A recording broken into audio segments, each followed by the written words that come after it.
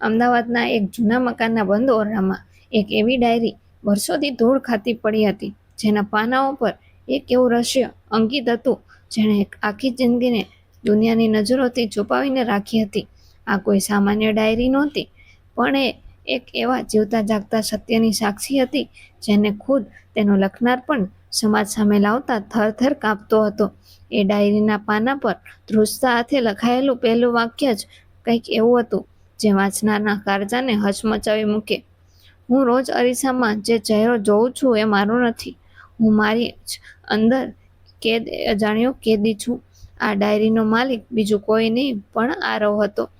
ઉપરથી એક સામાન્ય મધ્યમવર્ગીય છોકરો દેખાતો આરવ પોતાની અંદર એવું તોફાન લઈને જીવી રહ્યો હતો જે બહારની દુનિયા ક્યારેય સમજી શકે તેમ નહોતી.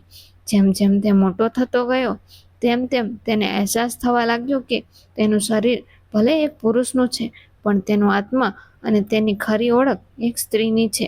આ એક એવું રહસ્ય હતું જેણે તેને હસતા રમતા બાળપણને એક ગંભીર અને ડરામણી એકલતામાં બદલી નાખ્યું હતું.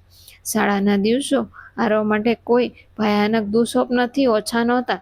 તેની ચાલવાની ઢબ, બોલવાની રીત અને તેની નાજુક પસંદગીઓ બીજા છોકરાઓ કરતાં સાવ અલગ હતી, જેને કારણે તે રોજ ક્રૂર મજાકનું પાત્ર બનતો. ક્લાસરૂમની દિવાલો અને સ્કૂલના કોરિડોરમાં સંભળાતા બાયલો કે હિજડો જેવા કટાક્ષો તેના હૃદયને ચીરી નાખતા. રોજ રાત્રે અરીસા સામે ઊભા રહીને તે પોતાના અસ્તિત્વ પર સવાલો કરતો અને રડતો, પણ સવારે ફરી એક નકલી મહોરું પહેરીને દુનિયા સામે જવું પડતું. શિક્ષકો પણ તેની આ અંદરની પીડાને સમજી શક્યા નહીં અને તેને માત્ર પોતાના વર્તનમાં સુધારો કરવાની સલાહ આપતા રહ્યા, જેનાથી તેની માનસિક યાતના વધુ ઘેરી બનતી ગઈ. જ્યારે આરવ 18 વર્ષનો થયો ત્યારે ડાયરીમાં ગૂંગળાઈ રહેલું એ રહસ્ય આખરે વિસ્ફોટ બનીને ઘરના આંગણે આવીને ઊભું રહ્યું.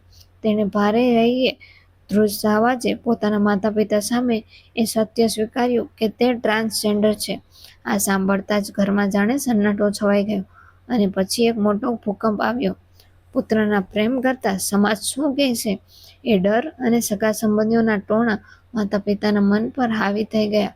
પિતાએ ગુસ્સાથી લાળચોળ થઈને તેને પોતાની આ ઓળખ બદલવા અથવા એક ક્ષણે ઘર છોડી દેવાની આખરી આદેશ આપી દીધો. લોહીના સંબંધો પણ સમાજની રૂઢિચુસ્તતા સામે હારી ગયા અને આરવ પોતાની જ ઓળખ ગુનો લાગવા માંડી, જેના કારણે તેને પોતાના જ ઘરની બહાર ફેંકી દેવામાં આવ્યો.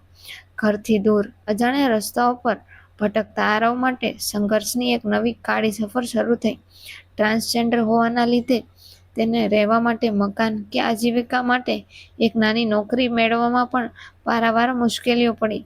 લોકો તેની લાયકાત જોવાને બદલે તેની ઓળખ પર શંકા કરતા અને ઘૃણાથી જોતા, પરંતુ આ કાળી રાત વચ્ચે પણ તેને હિંમત ન હારી. એક સેવાભાવી સંસ્થાના સહકારથી તેણે પોતાનું ભણતર પૂરું કર્યું અને તબીબી તેમજ કાયદાકીય પ્રક્રિયા બાદ સમાજ સામે પોતાની સાચી ઓળખ રજૂ કરી, જેનું નામ આરવી.